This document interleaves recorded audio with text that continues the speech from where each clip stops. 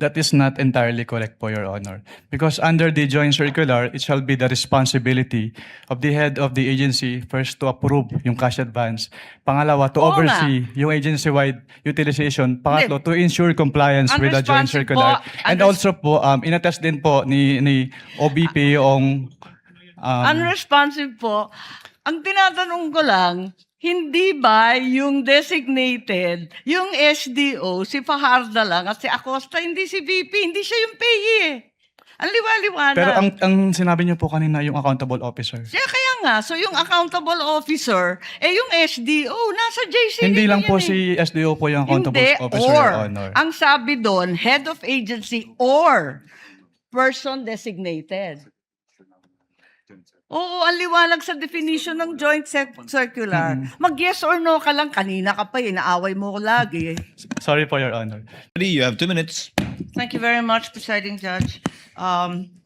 Okay, kanina sinabi mo na hindi ka umabot doon sa notice of disallowance pero andun pa rin sa ICBAO nung na-release yung notice of suspension, di ba? Yes po, Your Honor. Okay. So, doon sa notice of suspension, katulad ng disallowance, nasabi mo, kahit wala ka na ron, you were made aware kasi nabalitaan mo, pinagbawal ba ng COA yung mga confidential expenses dahil peke o fictitious, gawa-gawa lang yung mga AR? Anong pong notice yung tinutukoy niya po, Your Honor? Doon sa mga AR ng OVP, meron bang sinabi na gawa-gawa lang, hindi tunay, peke? Dahil hindi po yan yung focus ng audit namin, wala po kaming basis para magkaroon ng findings po doon sa mga sinasabi niyo. So ang sagot, no. Walang sinasabi na fictitious yung AR. At doon sa AOM, pati sa suspension, gano'n na rin sa ND, sinabi ba ng COA na yung AR and documentary evidence of payments, yung DEP, peke, falsipikado, huwad? Since hindi po yan yung focus ng audit po namin, wala po kaming findings about that, Your Honor. Sinabi ba doon na falsipikado yung DEP at saka yung AR? Na it was forged, kumbaga? Wala pong ganong findings, Your Honor. Wala rin, di ba? At doon sa mga pangalan ng mga recipient ng award, tama ba ako sa pagkaintindi na hindi rin sinita ng COA yung mga kakaibang pangalan tulad ng Mary Grace Piatos, Andy Lim, etc. Ang sinabi at binanggit talaga ng COA yung mga datos na hindi tumutugma. Tama ba? Since what we did is compliance audit po at wala namang provision yung circular as to the use of aliases, yes po, wala po kaming findings about Kasi that. sabi mo nga, neither allowed nor prohibited. Tama po. So, doon sa AOM at sa notice of suspension, the names of these reward recipients was never raised by COA. Di ba? Yes po. Tama. Dahil nangyayari talaga na kakaibang pangalan ang binibigay kapag confidential or intelligence fund. Kaya isa pang tanong ko, dun sa notice of suspension, pati na rin sa ND, ang pagkaintindi natin, final ba ito o hindi? Kapag sinabi po kasing notice of disallowance under the joint circular, meron na pong obligation to restitute agad. Tama, final siya sa COA.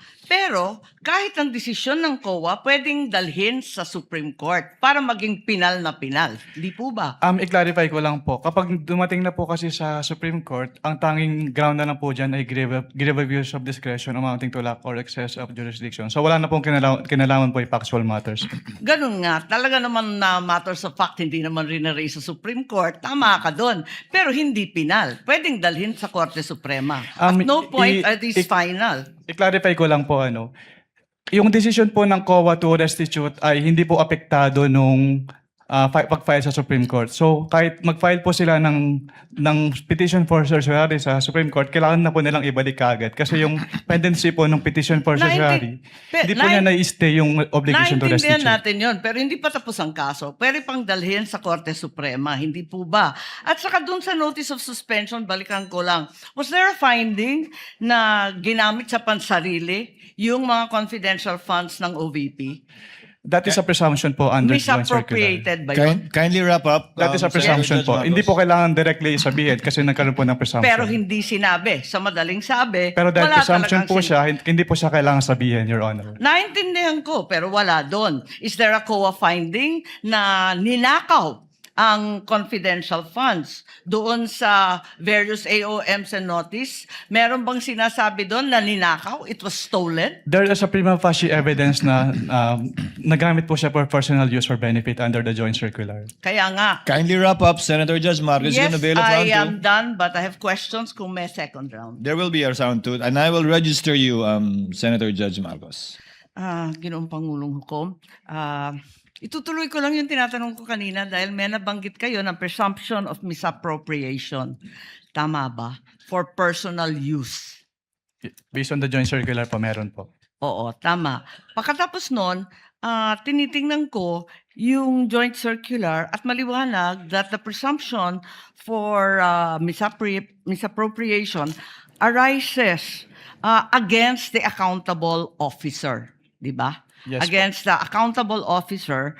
Sino ang accountable officer? Maliwanag naman yung joint circular. Sa 3.1, sabi, yung officer whose duties permit or require possession of government funds. Hindi ba?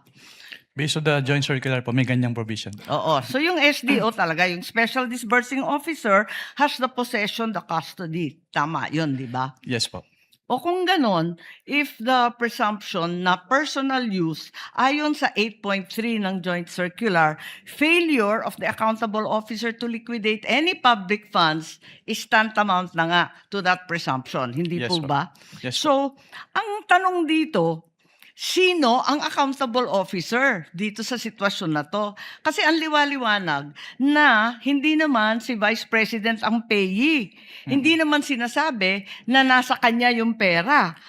Ang liwanag sa inyong joint circular that the Special Disbursing Officer is the one who was designated by the head of agency to have custody, di ba? And in the case of the OVP, si Acosta yon. In the case of DepEd, hindi ba si Fajarda yon? That is not entirely correct po, Your Honor. Because under the joint circular, it shall be the responsibility of the head of the agency first to approve yung cash advance.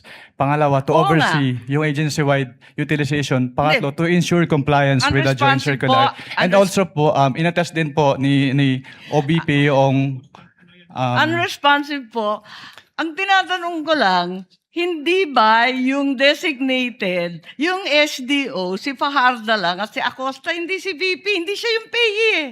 Ang liwaliwanag. pero ang sinabi niyo po kanina yung accountable officer. Kaya nga, so yung accountable officer, yung SDO, nasa JCD Hindi lang po yan eh. si SDO po yung accountable Hindi, officer, or, Your Honor. ang sabi doon, head of agency or person designated. Oo, ang liwanag sa definition ng joint circular. Mag-yes or no ka lang, kanina ka pa, inaaway mo ko lagi. Sorry po, Your Honor. But hindi po ako pwedeng mag-answer categorically since yun nga po yung provision But it's categorical. na yes or Why don't either you go yes back or to your either joint no po. circular? Yo po. Kapag Okay. sinabi po kasing Doon categorical, sa it's either yes definition, po ang or... liwaliwanag, SDO kapag na-designate ng head of office, di ba? But hindi po kasi doon na nalilimit lang yung term na accountable officer kasi may other provisions na applicable pa din po with respect to the term accountable officer. Asan? Kasi napakaliwanag doon sa definitions at pakaliwanag sa 8.3 ng joint circular. Yun nga po yung na-mention ko kanina. Interpretation na ninyo yun. Hindi Pinapalawak po. ninyo andun eh. Head of office, Hindi head po of agency, or designated. Hindi po, Your Honor. Kasi yun nga po, nakalagay po doon sa... Sabi mo kanina yes, ngayon no naman. Wala po akong sinabing yes po, O Your sinabi Honor. mo kanina oo, SDO nga in charge. Sinabi ko lang po kung ano yung... Kinonfirm ko lang po kung ano yung SDO po, Your Honor. Attorney Wamel, kindly avoid arguing with I Senator apologize Judge po, Your Honor. Marcos. Sige Sorry. po. And kindly wind up, Senator Okay, Judge okay. Marcos. Pwede lang itanong kasi nalito ako kahapon. Kahapon sinabi mo na si VP Sara lang ang first and only vice president that you audited na may confidential funds. Hindi ba? Sinabi mo yun, di ba? Yes po, Your Honor. Tapos kahapon nung pinakita ng depensa yung SARO na si VP Binay noong 22 December 2014 may binigay na 6 million kay VP Binay ang DBM. Alin ba ang totoo sa dalawang sinabi mo magkatunggali? Yung pinakita po kahapon ay special allotment release order po. Ano. So nagkakaroon po ng special allotment release order kapag Alam ko merong... kung ano ang SARO, matagal na, tumanda na po kami sa Yes po. gobyerno. Pero hindi po kasi yan niliquidate sa ICFAO. So we wouldn't know if it was Hindi, used or pero not. klaro, may katibayan na hindi ka isa-isang VP, si VP Sara. Your Honor, since hindi po nagsabit ng liquidation, Teka. hindi rin po... Teka, nandun ka na sa ICBAO noong 2014, sabi mo, di ba? Yes po. O kaya nga, Opo. o di kahit si VP Binay may confidential funds, the only VP audited was VP Sara. Ganun ba yon? Since si VP Sala lang po yung nagsubmit ng liquidation. Pero Ba't hindi mo alam? if I may clarify po, Ba't hindi Wind mo up. alam? Nandun ka na noong 2014. Dapat Opo. alam mo yun eh. if I may clarify po, Your Honor. Since wala pong budget dun sa GAA as to confidential fund at hindi naman po nag-liquidate si BPB9 nung kanilang confidential fund. So hindi pa namin alam kung ginamit at hindi na po nakarating sa Hindi, COA ang tanong, yung SARO po. nabigyan ng confidential funds, humingi at nabigyan. May SARO eh. We wouldn't know Yun if lang it is naman ang used po. tanong eh. Of course, you know, may SARO. Sinabi mo nga, totoo yung sarong yun. Anyway, alin ang totoo? Si VP Binay o si VP Sara? Talaga bang totoo yung dalawa o iisa lang? We don't know. Based on our records po, si VP Sala lang po yung may liquidation. So maraming we don't know ang COA? Ganun ba yun? Based on our records po, si VP Sala lang po yung nag-liquidate nung confidential fund. Eh may record nga ng SARO. Maraming salamat. Kindly wind up. Presiding Judge. Thank you, Senator Judge Marcos.